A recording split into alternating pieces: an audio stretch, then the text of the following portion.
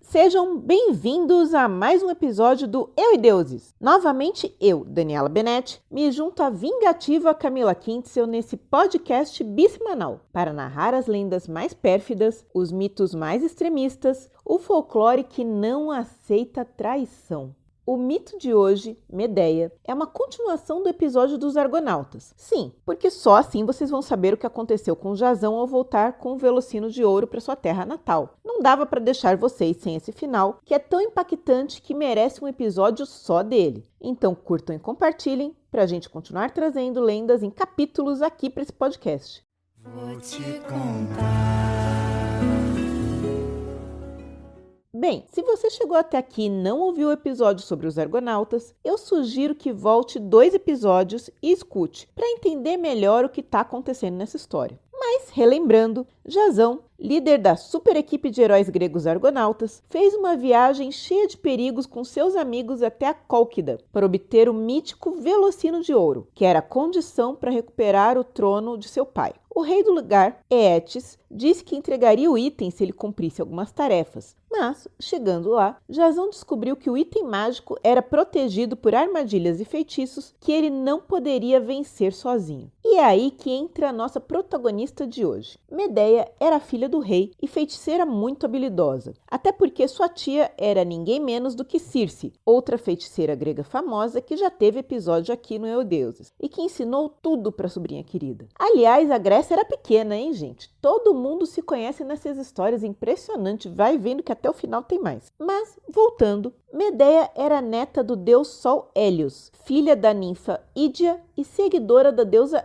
Hécate, que também já teve episódio por aqui. Com esse currículo invejável, já era de se esperar que Medeia fosse muito poderosa. Ela sabia tudo sobre poções, venenos, como transformar inimigos em animais e como curar doenças com ervas. Tal era o seu poder que o rei mandou prendê-la, com medo da própria filha. Mas Medeia usou magia e fugiu, se refugiando no templo de Hélios, ficando sob proteção do avô divino e totalmente independente, tá? Não dependia do rei pra nada.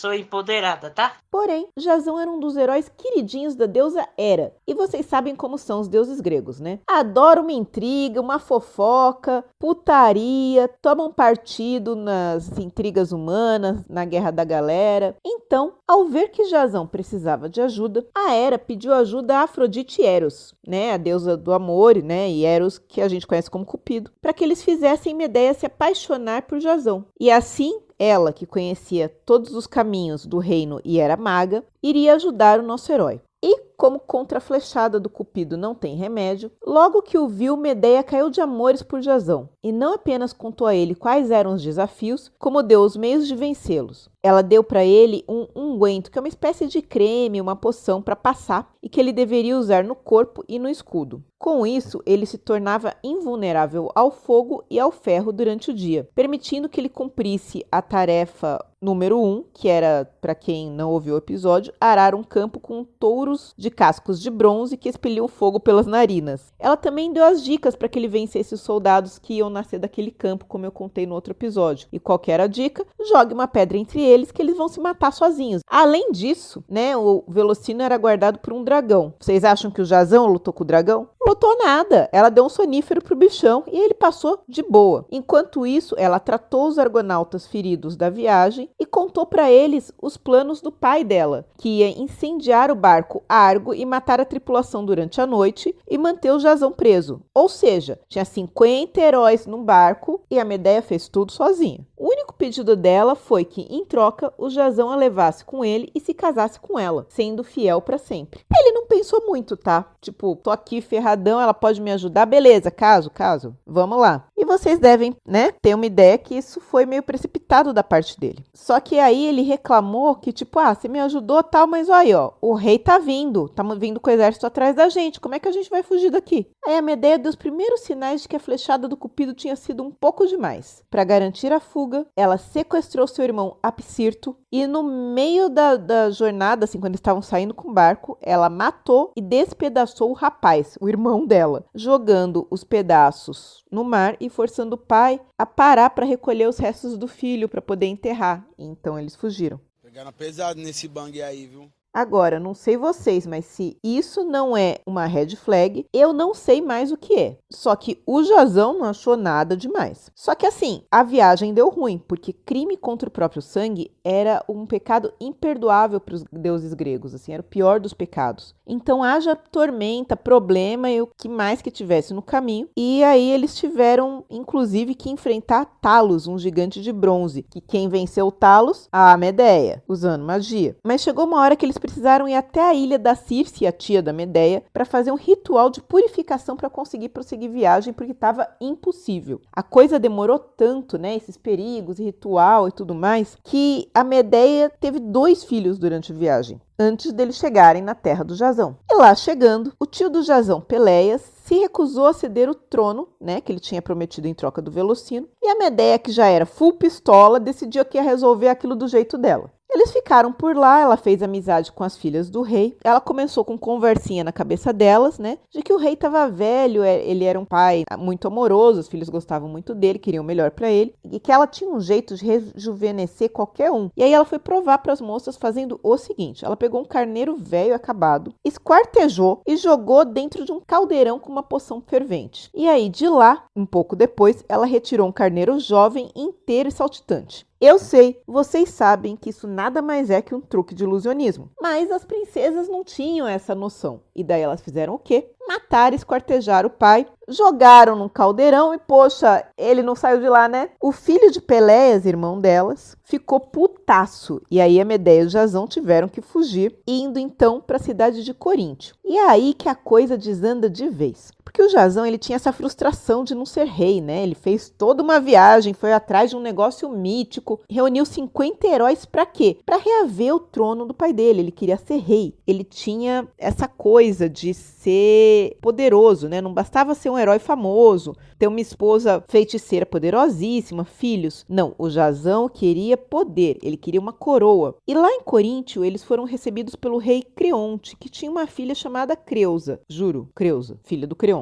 O rei também era cheio dos esqueminhas, e a essa altura o Jazão era um cara famoso, né? Era um herói que tinha passado por todos esses perigos e tal. E o Creonte achou o quê? Que era uma boa ter um herói genro. Ia trazer fama para o reino dele, proteção para a cidade. Então lá foi ele fazer a cabeça do Jazão, ficar ali comendo a ideia dele durante os anos, para ele abandonar a Medeia, que para os gregos era considerada uma bárbara, e se casar com uma princesa grega de verdade. Macho escroto, porra. Não estava muito difícil fazer a cabeça do Jazão, né? Porque assim, lembrem-se que só a Medeia tomou uma flechada do Cupido. E para facilitar a decisão, o Creonte baniu a Medeia de Corinto, com a desculpa de que não dá para ficar com a assassina de Peleias ali, sendo que assim, o Jazão era cúmplice, mas tudo bem. E vocês acham que o Jazão foi defender a mulher que fez tudo por ele? Nada, não deu nem tchau. Só que vocês já devem imaginar que não era inteligente arrumar treta com a Medeia, que além de feiticeira poderosa, era completamente sem limites. Abandonada pelo marido, tomada pelo despeito, raiva e com o coração partido, a Medeia traçou seus planos de vingança. Primeiro, no dia do casamento de Jazão com Creusa, ela enviou um véu nupcial, um vestido e joias, sem remetente. A jovem viu aquilo ali, tudo muito bonito, ficou maravilhada com o presente, que ela imaginou ser do Jazão, e vestiu. Na mesma hora, ela sentiu a pele pegando fogo, o vestido colando no corpo, ela sufocando, berrando, e todos que tentaram socorrê-la e a tocaram passaram a ter os mesmos sintomas, a mesma agonia, inclusive seu pai. Claro, o vestido e as joias tinham sido embebidos numa poção envenenada, e tanto Creusa como o pai morreram de forma extremamente dolorosa, e o palácio pegou fogo. Ou seja, a Medeia matou geral, matou o rei, a princesa e botou fogo no palácio. Mas para ela não era o suficiente. Para punir Jazão, ela precisava de mais. Ela queria que ele sentisse a mesma dor que ela, que por ele, ela largou tudo, né, gente? Ela largou a cidade natal, ela matou o irmão, enfrentou a ira dos deuses, matou um outro rei, tudo pro cara trocar ela por uma novinha em um trono. A Medeia achou que ele precisava sofrer mais. Como é que ele ia sofrer mais? Tirando dele o bem mais precioso. Então ela chamou os filhos, Mérmeros e Féres, que ainda eram crianças, e com uma faca ela matou os dois. O drama, a tragédia, o horror. É isso que você ouviu. A Medeia mata os próprios filhos para se vingar do Jasão. O Jasão, vindo da tragédia do palácio, enlouquecido atrás dela, descobre os filhos mortos. Mas antes de poder pegar a Medeia e, assim, resolver a treta com mais tragédia, ela fugiu em uma carruagem alada, presente de seu avô Hélios. E ela fugiu para onde? Para Atenas, onde se casou com o rei Egeu e teve um filho, Medo. Porém, o Egeu tinha um outro filho que também já apareceu por aqui, o Teseu, aquele que derrotou o Minotauro na ilha de Creta, lembram? Bem, isso foi antes do Minotauro. O Teseu já tinha passado por umas aventuras, ele já era famosinho, mas ele não conhecia o pai. Era todo um rolo de oráculo e tudo mais, né? E ele foi justamente para Atenas buscar respostas de acordo com o que o oráculo tinha dito para ele. Sendo feiticeira, a Medeia sabia quem era o Teseu e não queria que o Egeu o apontasse como sucessor no lugar de seu filho. Então ela foi lá e tentou fazer a cabeça do rei. Tentou convencer o rei de que aquele jovem herói queria matá-lo para ficar com o trono. E aí ela deu a ideia de matar o Teseu num banquete, com veneno, para variar. Mas um gesto de Teseu no banquete, né, quando ele estava retirando a espada, cumpriu uma profecia de um oráculo que o Egeu também escutou e que falou que assim ele descobriria o seu filho. E aí ele percebeu tudo e salvou o Teseu de ser envenenado e falou: essa Medeia é a louca, vou expulsar ela daqui. A Medeia foi embora com seu filho Medo e voltou para Cólquida, sua terra natal. Lá, ela destronou e matou o tio Pérsis, tornando Medo o novo rei, que passou a chamar o território e terras conquistadas de Média. Essa lenda inspirou uma das obras mais famosas de Chico Buarque no teatro, o musical A Gota d'Água, de 1975, que leva a famosa tragédia grega da peça de Eurípides, né, porque toda essa lenda está numa peça famosa de Eurípides, para uma peça na favela carioca. E esse foi mais um episódio de Eu e Deuses, seu podcast bissemanal de mitologias, todas as segundas e quintas no seu agregador de podcast favorito, no nosso canal no YouTube e também no nosso site, euideuses.com.br. Se você gostou, mande seus recados e pedidos para contato@euideuses.com.br ou, se você preferir, como todo mundo, vai nas nossas redes sociais e fala com a gente, Facebook, Instagram, YouTube. Recadinhos! A Beca Gomes gostou muito do episódio do Shiva, né, o Chivão da Massa. E o Joca comentou nesse episódio que a quinta série bateu forte no episódio do Chivão, a gente sabe. A gente também não se aguenta com algumas lendas que, assim, não temos maturidade para contar. E ele gostou muito que eu chamei os Argonautas de os Vingadores da Grécia Antiga. Gente, a equipe de heróis é praticamente os Vingadores.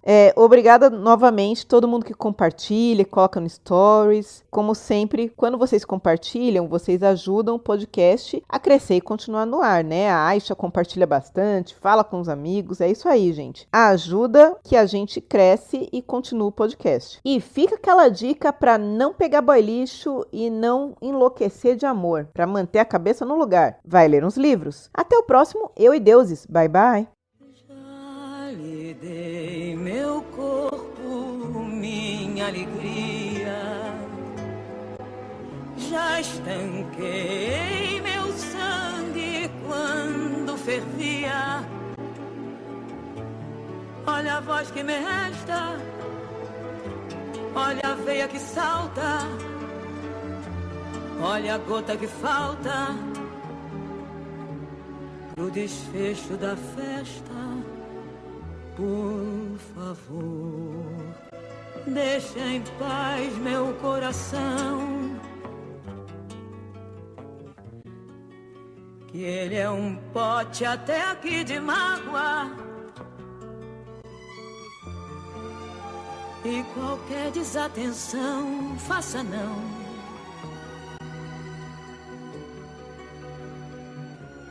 Pode ser a gota d'água, pode ser a gota d'água.